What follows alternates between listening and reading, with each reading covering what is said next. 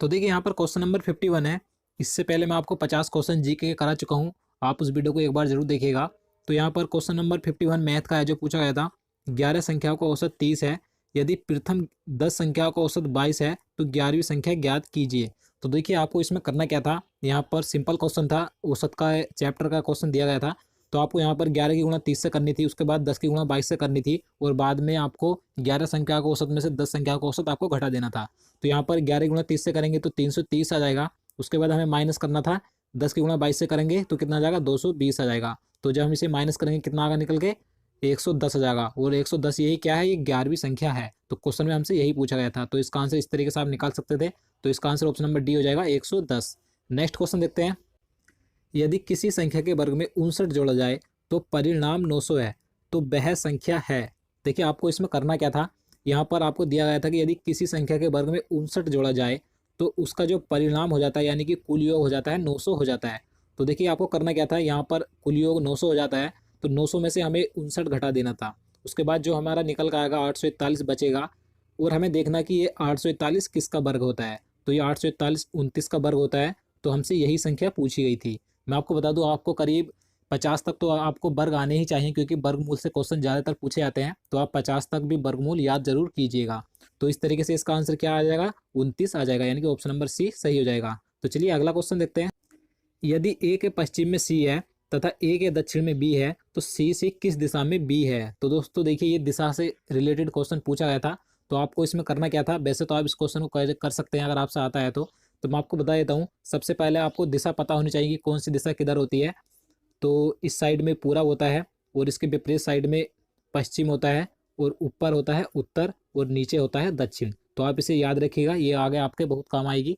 तो चलिए देखते हैं हम इसे कैसे करते हैं। तो यहाँ पर दिया गया था ए के पश्चिम में सी है, तो हम यहाँ पर ए लेते हैं।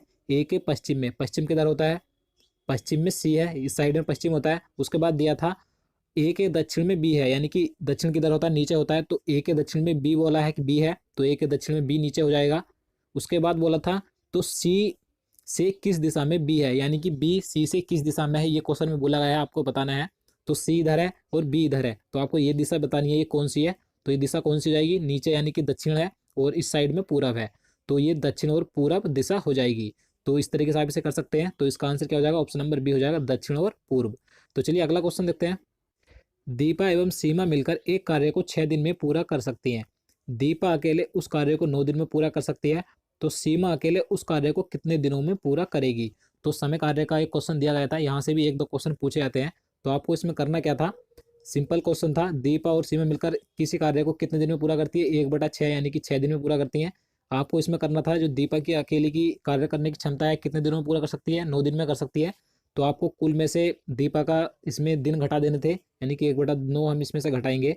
तो जब हम इसे सोल्व करेंगे तो हमारा एलसीएम 18 आ जाएगा। उसके बाद यहाँ पर 6 × 18, इधर 3 आ गया, -9 दूनी 18। तो यहाँ पर हमारा कितना आ जाएगा इसे सोल्व करने पर, यानी कि 1/18 आ जाएगा हमारा।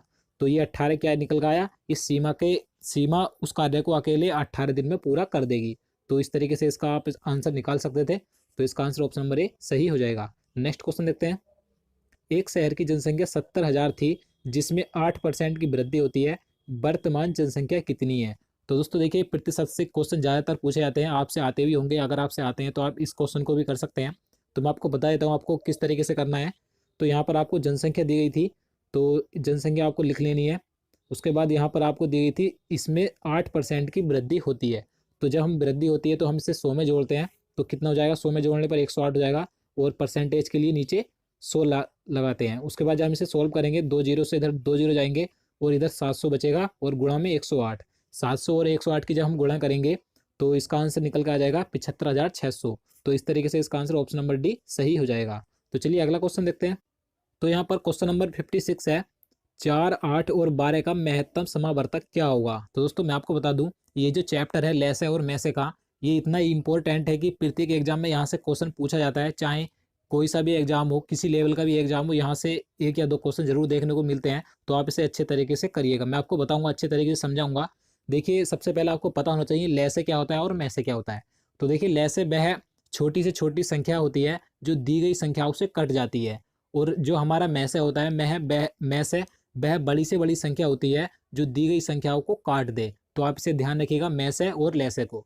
तो यहाँ पर पूछा गया था 4, 8 और 12 का में से क्या होगा, यानी कि महत्तम समावर्तक क्या होगा। तो मैंने आपको बताया में से क्या होता है। में से वह बड़ी से बड़ी संख्या होती है जो दी गई संख्याओं को काट सकती है। तो यहाँ पर संख्या दी गई है हमें 4, 8 और 12। तो हमें देखना है कि 4, 8, 12 को वह बड़ी से बड़ी संख्या कौन सी है जो काट सकती है।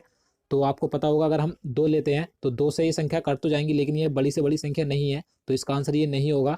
अब अगर हम यहाँ पर 4 लेते हैं तो 4 से भी ये संख्याएं कट जाएंगी, और ये 4 जो है ये बड़ी से बड़ी संख्या भी है। तो इस तरीके से आप में से और ले से को कर सकते हैं। तो यहाँ पर इसका आंसर क्या हो जाएगा, ऑप्शन नंबर बी हो जाएगा 4। नेक्स्ट क्वेश्चन देखते हैं। क्वेश्चन नंबर 57 है। यहाँ पर ये रीजनिंग का क्वेश्चन दिया गया था ये बीच में। तो यहाँ पर दिया था, यदि आपको शब्द दिया था इसका कूट ये शब्द है तो इस शब्द का कूट क्या होगा, यानी कि आपको यहाँ पर शब्द दिया गया था कि इस शब्द से ये शब्द बनता है, तो इससे जो अगला शब्द होगा उससे कौन सा शब्द बनेगा। तो आपको इसमें करने का तरीका आपको पता होना चाहिए। आपको सबसे पहले इसमें ध्यान से देखना चाहिए कि इसमें क्या कर रखा है इन्होंने। तो यहाँ पर देखिए, ध्यान से देखिएगा, यहाँ पर सी है, उसके बाद इधर डी है, इधर ओ है, इसके बाद पी है, इधर आर है, इसके बाद एस है। यानी कि इसमें जो है सब में एक एक प्लस कर दिया गया है, यानी कि सब में एक प्लस किया गया है। सी के बाद डी आता है, ओ के बाद पी आता है, आर के बाद एस आता है। तो इस तरीके से इन सभी में ऐसे इन्होंने कर रखा है। उसके बाद हम इसी तरीके से अगला शब्द देखेंगे। यहाँ पर ई है, ई में अगर हम एक जोड़ेंगे तो ई के बाद एफ आएगा, इसके बाद एम है, एम के में अगर एक जोड़ेंगे तो एन आएगा, ओ में एक जोड़ेंगे तो पी आएगा, टी में अगर एक जोड़ेंगे तो यहाँ पर यू आएगा। तो इस तरीके से आप इन सभी में एक जोड़ेंगे तो इसका जो आंसर निकल के आ जाएगा ऑप्शन नंबर डी सही हो जाएगा। तो आप इसे इस तरीके से कर सकते थे। तो चलिए अगला क्वेश्चन देखते हैं। तो यहाँ पर अगला क्वेश्चन है, एक मोटरसाइकिल 3 घंटे में 60 किलोमीटर की दूरी तय करती है, इसकी चाल को दोगुना किया गया, वह अगले 1 घंटे में कितनी दूरी तय करेगी। तो दोस्तों देखिए, चाल दूरी का क्वेश्चन है, यहाँ से भी 1-2 क्वेश्चन पूछे जाते हैं तो आपसे करने आने चाहिए। तो इसका एक ही फॉर्मूला होता है, दूरी बराबर चाल गुणा समय। तो इसी फॉर्मूले से सभी क्वेश्चन हो जाते हैं। तो अब हम इसे करेंगे, किस तरीके से करेंगे देखिएगा। यहाँ पर हमें दिया गया है कि 3 घंटे में 60 किलोमीटर की दूरी तय करती है। तो हमें क्या निकालना है, सबसे पहले हमें इसकी चाल निकालनी है। तो क्या होता है, दूरी बराबर चाल गुणा समय होता है। तो दूरी हमें कितनी दी गई है, 60, दूरी बराबर चाल गुणा समय। तो चाल हमें निकालनी है, यानी कि हम एक्स मान लेंगे, और समय कितना दिया गया है 3 घंटे का। तो जब हम इसे सोल्व करेंगे कितना आ जाएगा, 3 से 60 को काटेंगे तो 20 आ जाएगा। 20 हमारी क्या आ गई, ये हमारी चाल आ गई, 20 किलोमीटर प्रति हवर्स। तो 20 हम इसे लिख लेंगे, 20 हमारी चाल आ गई। उसके बाद इन्होंने कहा है कि इसकी चाल को दोगुना किया गया, यानी कि इसकी चाल को दोगुना करेंगे तो कितनी हो जाएगी, 40 हो जाएगी। तो अब हमारी चाल 40 हो गई। उसके बाद कहा गया है कि वह अगले 1 घंटे में कितनी दूरी तय करेगी। तो हमें अब अगले 1 घंटे की दूरी निकालनी है कि कितनी दूरी तय करेगी। तो दूरी हमें निकालनी है, तो दूरी एक्स मानेंगे। उसके बाद हमें चाल हमारी कितनी है, 40 है, कितने समय में, 1 घंटे में। तो जब हम इसे सोल्व करेंगे तो हमारी दूरी कितनी आ जाएगी, 40 ही का ना 40, यानी कि 40 ही किलोमीटर हमारी दूरी आ जाएगी। तो इसका आंसर क्या हो जाएगा, ऑप्शन नंबर बी हो जाएगा 40 किलोमीटर। तो आप इसे इस तरीके से कर सकते हैं। तो चलिए अगला क्वेश्चन देखते हैं। क्वेश्चन नंबर 59 है, 75 का 1/30 भाग 1/2 बराबर क्या। यहाँ पर आपको ये सोल्व करना था। तो आपको देखिए इसमें करना क्या है, आपको सिर्फ इसमें ध्यान रखना है, यहाँ पर जो का दिया गया है 75 का, तो यहाँ पर आप ध्यान रखिएगा, का मतलब होता है गुणा। तो जब हम इसे सोल्व करेंगे 75 का 75 गुणा 1/30, उसके बाद दिया गया है हमें भाग। यहाँ पर हम जो यहाँ पर भाग का चिन्ह दिया गया है, हम इसे हल्का करने के लिए इसे गुणा में चेंज कर लेते हैं। तो आप ध्यान रखिएगा, जब भाग का चिन्ह होता है उसके बाद की जो संख्या होती है, यहाँ पर 1/2 है, तो अगली संख्या भी 1 के बटे में पहुंच जाती है, यानी कि 1/2 1 के बटे में पहुंच जाएगा। तो कितना हो जाएगा, 1/1/2 ये हो जाएगा। तो ये जो है 2 ऊपर आ जाएगा, तो गुणा में 2 यहाँ पर ऊपर आ जाएगा। तो जब हम इसे सोल्व करेंगे, 2 से 30 को काटेंगे कितनी बार कटेगा, 15 बार। अब 15 से 75 को काटेंगे कितनी बार कटेगा, 5 बार। तो इस तरीके से इसका आंसर क्या आ जाएगा, 5 आ जाएगा। तो इसका आंसर ऑप्शन नंबर डी सही हो जाएगा। तो चलिए अगला क्वेश्चन देखते हैं। तो यहाँ पर अगला सवाल दिशा से ही संबंधित है जो पूछा गया था। यहाँ पर हम इसे करते हैं, रमेश 25 मीटर उत्तर की ओर चलता है। तो देखिए हम इसे हाथों हाथ करेंगे। रमेश जो है उत्तर की ओर, यानी कि ऊपर चलेगा, कितना, 25 मीटर ऊपर, यहाँ आगे ऊपर चलता है। तब वह बाएं मुड़ता है। तो बायां किधर किधर है, बाएं मुड़ेगा, इस साइड को मुड़ेगा, मुड़ता है और 20 मीटर चलता है। तो उसकी ये चाल कितनी है, 20 मीटर है। उसके बाद तब वह फिर बाएं मुड़ता है। तो 20 मीटर चल चल के वह बाएं मुड़ेगा, यानी कि नीचे को आएगा, और 25 मीटर चलता है। तो ये दूरी कितनी है, ये 25 मीटर है, जो सी बाएं मुड़कर नीचे को चला था। फिर वह बाएं मुड़ता है, तो फिर बाएं तरफ किधर मुड़ेगा वो, तो इस साइड को मुड़ेगा, और 50 मीटर तक चलता है। तो जब वो बायां मुड़कर 50 मीटर चलेगा तो वह यहाँ आ जाएगा, यानी कि इससे आगे आ जाएगा। इस बिंदु से, जो उसका मुख्य बिंदु था ये था, इससे आगे आ जाएगा। 50 मीटर चला ये वाली दूरी। उसके बाद पूछा है कि आरंभ से वह कितनी दूरी पर है। तो आरंभिक बिंदु ये था, और यहाँ से आप इसे ध्यान रखिएगा, यहाँ से ये जो बिंदु था इधर इस साइड में आप देख रहे होंगे, यहाँ से 50 मीटर चला था, और यहाँ से और मुख्य बिंदु तक की दूरी कितनी थी, 20 मीटर थी। यहाँ पर आई चली गई थी, तो 20 मीटर ये हो गई, और आगे को कितनी बची, 30 मीटर बची। तो यही हमसे पूछ गई है कि आरंभ बिंदु से वह कितनी दूरी पर है। तो 30 मीटर की दूरी पर है मुख्य बिंदु से, जहां से चला था। तो इसका आंसर क्या हो जाएगा, ऑप्शन नंबर ए हो जाएगा, 30 मीटर। अगला क्वेश्चन देखते हैं, चलिए। तो देखिए यहाँ पर अगला क्वेश्चन है, 400 रुपये प्रति वर्ष साधारण ब्याज की दर से 5 वर्षों में 520 रुपये हो जाएंगे। तो दोस्तों देखिए, ये साधारण ब्याज का क्वेश्चन था, और मैं आपको अब आगे सभी क्वेश्चन जितने भी कराऊंगा ये मैं आपको सोल्व नहीं कराऊंगा, मैं आपको सिर्फ इन सभी का आंसर बताऊंगा। क्योंकि अगर मैं आपको सोल्व सभी क्वेश्चन कराऊंगा तो वीडियो काफ़ी लंबा हो जाएगा और आप इसमें बोर भी हो जाएंगे। तो मैं आपको अब आगे सभी क्वेश्चन का आंसर बताऊंगा। तो ये देखिए साधारण ब्याज का क्वेश्चन था। तो इसका फॉर्मूला होता है, जो सिंपली इसका फॉर्मूला होता है, ब्याज बराबर मूलधन गुणा दर गुणा समय बटे 100, इसका फॉर्मूला होता है। तो इसी से ये सवाल हो जाएगा। तो मैं आपको सिर्फ इसका आंसर बता देता हूँ। इसका जो आंसर निकल कर सही आएगा 6%, इसकी दर सही निकल के आ जाएगी। इसका आंसर ऑप्शन नंबर ए सही हो जाएगा। अगला क्वेश्चन देखते हैं। एक वृत्ताकार मैदान की त्रिज्या 31.5 मीटर है, इस मैदान की परिधि कितनी होगी। तो दोस्तों देखिए क्षेत्रफल का क्वेश्चन पूछा गया था। तो इसका जो सही आंसर हो जाएगा ऑप्शन नंबर ए सही हो जाएगा, 198 मीटर इसका सही आंसर निकल कर आएगा, यानी कि इसकी परिधि आएगी मैदान की। तो आप इसे करने की कोशिश कीजिएगा। तो इसका आंसर ऑप्शन नंबर ए हो जाएगा। अगला क्वेश्चन देखते हैं। दो क्रमागत संख्याओं के घनों का अंतर 127 है, तो बे संख्याएं हैं। इस क्वेश्चन में आपको बताना है कि दो क्रमागत संख्याएं, सबसे पहले आपको पता होना चाहिए कि दो यानी कि क्रमागत संख्याएं क्या होती हैं। तो मैं आपको बता दूं, क्रमागत संख्याएं वे होती हैं जो क्रमवाई होती हैं, यानी कि जैसे कि 1 2, तो ये क्रमागत हो गई, इनके बीच का अंतर सिर्फ 1 है। जैसे 5 6 4 5, इस तरीके से ये क्रमागत संख्याएं होती हैं। तो यही पूछा गया है कि वे संख्याएं कौन सी हैं, उनके घनों का अंतर 127 है। तो आप इसे करने की कोशिश कीजिएगा। तो इसका जो सही आंसर हो जाएगा ऑप्शन नंबर सी हो जाएगा, 6 एवं 7 के घनों का जो अंतर निकल कर आएगा 127 आएगा। तो यही ये संख्याएं होंगी। तो चलिए अगला क्वेश्चन देखते हैं। क्वेश्चन नंबर 64 है, एक आयताकार क्षेत्र की लंबाई 20% तक बढ़ाई जाती है और इसकी चौड़ाई 20% से घटाई जाती है, इसके क्षेत्रफल में कितने प्रतिशत की वृद्धि या कमी होगी। तो दोस्तों देखिए, इस प्रकार के क्वेश्चन काफ़ी आसान ही नहीं करना। ये सिर्फ एक फॉर्मूले से सभी क्वेश्चन हो जाते हैं। इस प्रकार के अगर पूछे जाते हैं आपसे कि पहले परसेंटेज में बढ़ाया जाता है फिर कमी की जाती है, तो आपको देखिए मैं आपको बता देता हूँ जल्दी से कि इसके आपको किस तरीके से करने होते हैं। तो इसमें आपको करना क्या है, यहाँ पर पहले आपको दी गई है कितने परसेंट में आपको बढ़ाई गई है। तो यहाँ पर हम ये लिख लेंगे कितना परसेंट बढ़ाई गई है, यानी कि बढ़ाई गई है तो प्लस में रहेगा ये। उसके बाद कितने परसेंट घटाई गई है, 20% घटाई गई है, तो हम इसे माइनस कर देंगे। उसके बाद हम इसे गुणा में लिखेंगे, यानी कि कितनी बढ़ाई गई, 20 बढ़ाई गई और घटाई गई कितनी, माइनस में 20 घटाई गई, उसके बटे में 100 यहाँ पर। तो जब हम इसे सोल्व करेंगे तो यहाँ पर ये प्लस माइनस से ये कट जाएगा।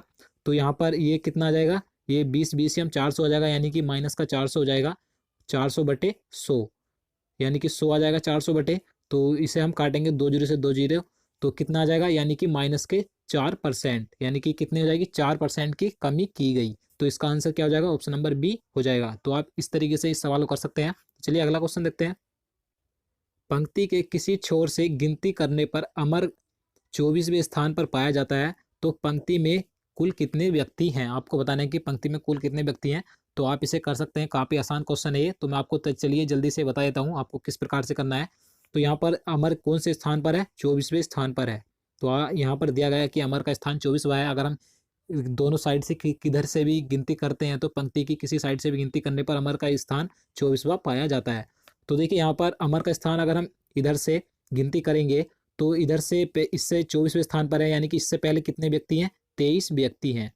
और अगर हम इस साइड से गिनती करेंगे तो इस साइड से भी 24वां पाया जाता है अमर का स्थान, तो इससे पहले इस साइड में भी कितने व्यक्ति हैं, 23 ही व्यक्ति हैं, यानी कि 23 व्यक्ति ये हो गए इधर इस साइड में और 23 व्यक्ति इधर हो गए, यानी कि 23 23 46 हो गए। और अमर एक बचा, यानी कि अमर बीच में है, तो 23 23 46 प्लस 1, यानी कि कुल कितने व्यक्ति हो गए, 47, यानी कि 47 व्यक्ति हो गए। तो इसका आंसर क्या हो जाएगा, ऑप्शन नंबर सी हो जाएगा, 47 व्यक्ति। तो चलिए अगला क्वेश्चन देखते हैं। देखिए यहाँ पर अगला क्वेश्चन है जो पूछा गया था, ये भी दिशा से रिलेटेड क्वेश्चन था और इससे पहले मैं आपको 2 क्वेश्चन इस प्रकार के करा चुका हूँ। तो आप इस सवाल को स्वयं करिए और इसका मैं आपको आंसर बताऊँगा। इसका आंसर ऑप्शन नंबर सी सही हो जाएगा, दक्षिण। और आगे भी मैं आपको सभी सवालों को, जितने भी सवाल कराऊँगा, आपको सिर्फ़ उसके आंसर ही बताऊँगा। तो आप इस चीज़ को ध्यान रखिएगा, आप उन सवालों को स्वयं करिएगा। तो चलिए अगला क्वेश्चन देखते हैं। यहाँ पर आपको संख्याएँ दी गई थी पॉइंटों में और इसमें आपको सिर्फ कैलकुलेशन ही करनी थी। आपको सिर्फ इसमें 2 बातों का ध्यान रखना है इस प्रकार के क्वेश्चन करते हुए। अगर आपसे जोड़ने या घटाने को कहा जाए तो आपको सिर्फ पॉइंट के नीचे पॉइंट रखना है। और अगर आपसे, जैसे मैंने आपको बताया कि अगर आपको बीच में भाग का चिन्ह मिल जाता है तो आप इसे हल्का करने के लिए, सवाल को हल्का करने के लिए भाग के चिन्ह को चेंज कर सकते हैं। तो आपको चेंज करना क्या है, यहाँ पर आपको जब इसे भाग के चिन्ह को चेंज करेंगे तो इसके बाद वाली जो संख्या होती है उसे आपको 1 के बटे में लिखना होता है। तो आप इस सवाल को स्वयं करिएगा। तो चलिए अगला क्वेश्चन देखते हैं। 1500 रुपये की एक कमीज को 40% प्लस 60% की छूट पर बेचा जाता है, तो छूट के बाद इस कमीज का दाम कितना होगा। दोस्तों देखिए, ये लाभ हानि का क्वेश्चन है। तो इसका आंसर क्या हो जाएगा, इसका आंसर ऑप्शन नंबर डी सही आएगा और यानी कि 360 इसका सही आंसर निकल के आएगा। तो आप इसे एक सवाल को भी स्वयं करिएगा। अगला क्वेश्चन देखते हैं। क्वेश्चन नंबर 69 है। किसी संख्या के 2 अंकों का योगफल 13 है। यदि इस संख्या से 9 घटाया जाए तो अंक परस्पर बदल जाते हैं, तो वह संख्या क्या है। तो आपको ये सवाल करना है सोच समझ के। तो इसका आंसर मैं आपको बता देता हूँ। इसका सही आंसर ऑप्शन नंबर ए आएगा, यानी कि 76 इसका सही आंसर निकल के आ जाएगा। तो आप इस सवाल को भी करिएगा। अगला क्वेश्चन देखते हैं। 4 क्रमागत धन पूर्णांकों का योगफल 82 है, तो उनमें सबसे छोटी संख्या है। तो इसका आंसर भी मैं आपको बता देता हूँ। इसका आंसर ऑप्शन नंबर बी सही हो जाएगा, यानी कि 19। नेक्स्ट क्वेश्चन देखते हैं। तो यहाँ पर अगला क्वेश्चन है जो पूछा गया था। राहुल 8 किलोमीटर पश्चिम की ओर जाता है और फिर बाएं मुड़ता है और 6 किलोमीटर तक जाता है। अपने आरंभिक बिंदु से राहुल अब किस दिशा में तथा कितनी दूरी पर है। तो मैं आपको पहले भी 2 से 3 क्वेश्चन ऐसे करा चुका हूँ जो 2015 आरपीएफ एग्जाम में पूछे गए थे और ये क्वेश्चन आपको आने वाले एग्जाम में भी जरूर देखने को मिलेंगे। तो इसका जो सही आंसर हो जाएगा ऑप्शन नंबर डी हो जाएगा, दक्षिण पश्चिम दिशा में, तथा कितनी दूरी पर है, 10 किलोमीटर दूरी पर। तो इसका आंसर ऑप्शन नंबर डी हो जाएगा। तो चलिए अगला क्वेश्चन देखते हैं। 2, 3 और 7 का लघुत्तम समावर्तीय क्या होगा। तो मैं आपको लेस और मैसे के बारे में पहले भी बता चुका हूँ कि लेस और मैसे क्या होता है। तो यहाँ से 2-3 क्वेश्चन जरूर पूछे जाते हैं। तो इस क्वेश्चन के बारे में मैं आपको चलिए दोबारा बता देता हूँ कि लेस और मैसे क्या होता है। तो आप ध्यान से सुनिए। देखिए, लेस वह छोटी से छोटी संख्या होती है जो दी गई संख्याओं से कट जाती है, और जो मैसे होता है, मैसे वह बड़ी से बड़ी संख्या होती है जो दी गई संख्याओं को काट दे। तो इस सवाल में हमसे पूछा गया है कि 2 और 3 का लय से यानी कि लघुत्तम समावर्ती क्या होगा। लय से पूछा गया है। तो लय से मैंने आपको बताया कि वह छोटी छोटी संख्या होती है जो दी गई संख्याओं से कट जाए। तो हमें देखना है कि यहाँ पर संख्या दी गई है 2, 3 और 7। तो इन तीनों संख्याओं से कौन सी ऐसी छोटी से छोटी संख्या है जो कट जाएगी। तो इसका सही आंसर ऑप्शन नंबर ए हो जाएगा, 42। तो आप इसे ध्यान रखिएगा। तो चलिए अगला क्वेश्चन देखते हैं। एक विद्यालय में 1500 विद्यार्थी हैं, जिसमें 15% मुस्लिम, 7% सिख, 8% ईसाई तथा शेष हिंदू विद्यार्थी हैं। तो विद्यालय में हिंदू विद्यार्थियों की संख्या कितनी है। तो ये परसेंटेज का सवाल पूछा गया था। तो इसमें आपको विद्यालय में हिंदू विद्यार्थियों की संख्या बतानी है कितनी है। तो इसका सही आंसर 1050 आएगा, यानी कि ऑप्शन नंबर सी सही हो जाएगा। अगला क्वेश्चन देखते हैं। 20 कुत्ते 10 दिन में 20 मुर्गियां खाते हैं, तो 40 कुत्ते 40 मुर्गियां कितने दिनों में खाएंगे। तो समय कार्य का क्वेश्चन ये पूछा गया था। तो काफ़ी आसान इसे करना, तो आप इसे स्वयं करिएगा। तो इसका जो सही आंसर आएगा ऑप्शन नंबर डी सही हो जाएगा, यानी कि 10 इसका सही आंसर हो जाएगा। 40 कुत्ते 40 मुर्गियां 10 दिन में खाएंगे। नेक्स्ट क्वेश्चन देखते हैं। 50% डॉट डॉट के बराबर है। आपको बताने की 50% डॉट डॉट यानी किसके बराबर है। 4 ऑप्शन आपको दिए गए हैं, तो मैं आपको उसका सही आंसर बता देता हूँ। इसका सही आंसर ऑप्शन नंबर सी हो जाएगा, 3/5। नेक्स्ट क्वेश्चन देखते हैं। 12 छात्रों की एक कक्षा के छात्रों का औसत कद 180 सेंटीमीटर है। वर्ग शिक्षक के कद की छात्रा के कद में जोड़ने पर कक्षा का औसत कद घटकर 179 सेंटीमीटर हो जाता है, तो शिक्षक का कद ज्ञात कीजिए। तो काफ़ी हार्ड क्वेश्चन है। वैसे तो आप इसमें घूम गए होंगे कि सवाल क्या रहा है, क्योंकि इसमें पढ़ने में भी काफ़ी समय लग जाता है ऐसे पे सवालों में। तो इसका आंसर मैं आपको बता देता हूँ। इसका आंसर ऑप्शन नंबर बी हो जाएगा, 167 सेंटीमीटर सही आंसर निकल कर आएगा। तो चलिए अगला क्वेश्चन देखते हैं। तो यहाँ पर अगला क्वेश्चन है। यहाँ पर आपको ये बोर्ड मास नियम से एक सवाल पूछा गया था। आपको इसमें सिर्फ आपको कैलकुलेशन करनी थी। तो बोर्ड मास नियम से ही आपको सवाल करना है। इस प्रकार का आपसे जब भी पूछा जाए तो आप इसे करने की कोशिश कीजिएगा।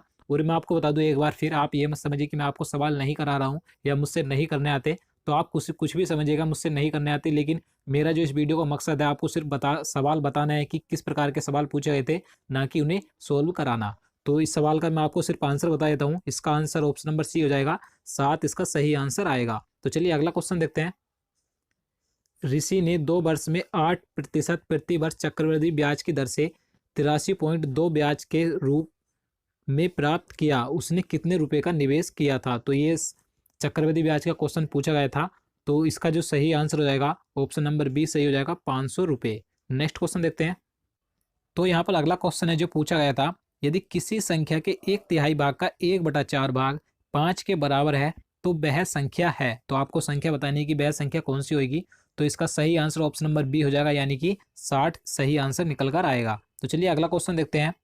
यदि गुणा भाग के लिए, भाग गुणा के लिए एवं माइनस जोड़ के लिए उपयोग में लाया जाए तो आपको ये संख्या दी गई है, आपको कैलकुलेशन करनी है।